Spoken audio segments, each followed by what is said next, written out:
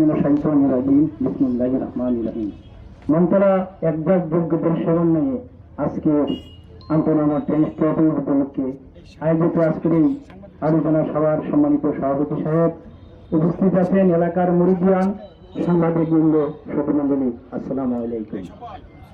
সম্মানিত সুধী, আপনারা জানেন ব্রিটিশ আমল থেকেই এই মন্ত্রণা রেল স্টেশন এখানে ছিল, কিন্তু দুঃখের বিষয় আমাদের বুকের উপরে যে রেল যায়, আমরা কোনো আন্তনগর ট্রেন জ্ঞান থেকে স্যার আমাদের কোনো স্টপিং নাই।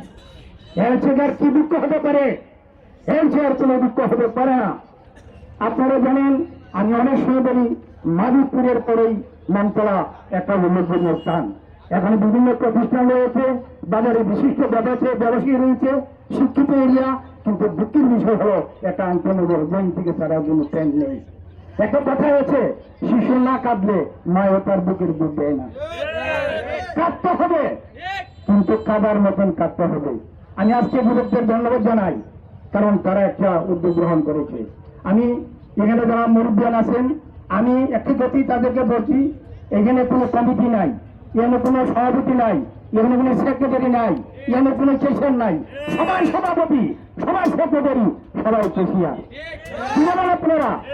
আমরা অতীতে দেখছি সভাপতি সেক্রেটারি নিয়ে দ্বন্দ্ব হয়ে মূল কাজটা আর হয় না। তবে আমি অনুরোধ করবো, যারা আমাদের মতন মুরব্বী আছে, একটা উপদেষ্টা কমিটি গঠন করতে হবে। এটা উপদেষ্টা কমিটি যারা উপদেষ্টা দেব, উপদেষ্টার মাধ্যমে তোমাদেরকে এগিয়ে হবে, সামনের দিকে এগিয়ে হবে। প্রিয় ভাইয়েরা আমার, আমি ধন্যবাদ জানাই তোমাদেরকে, তোমরা যে গ্রহণ করেছো এলাকাবাসীর পক্ষ থেকে তোমাদেরকে অসংখ্য ধন্যবাদ।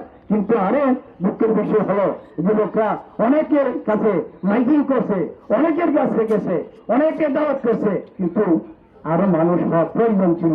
অনেকেই বলছে আরেকটি এরা ধরনের এরা পারাবো, এই সেই থামাইব।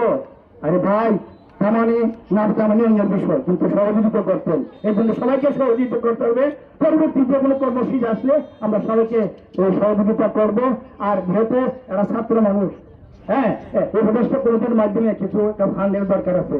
যেমন আজকে এই যে আয়োজন করছে, কিছু পয়সার বিষয় আছে, এগুলো আপনার একটু চিন্তা করতে হবে। আর সময় কম, আমি লম্বা করতে চাই না।